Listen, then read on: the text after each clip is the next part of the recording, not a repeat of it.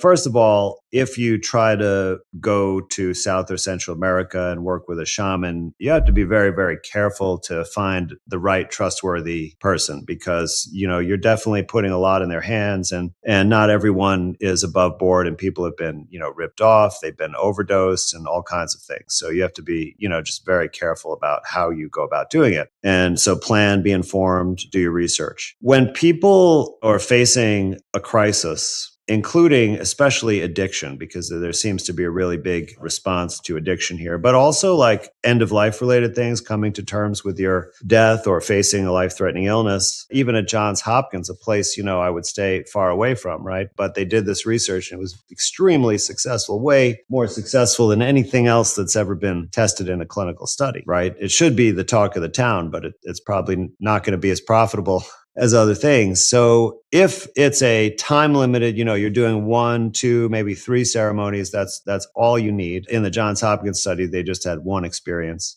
And it could be transformative. It could give you the insight and the motivation and the inspiration to change your life in a very positive way. And so I definitely would be in favor of using it in that way. And sometimes it could be a thing that people do on a periodic basis for a like spiritual detoxification or something like that once a year or during a certain season or in many, many different ways. And I think it can be a very good part of your spiritual practice, but it's not the only way to achieve those things. And it's not a magic bullet, right? Because that doesn't exist. And it still requires that after you have that experience, you have to follow up and actually put what you learned from that into use in your life. Otherwise, nothing will ever change.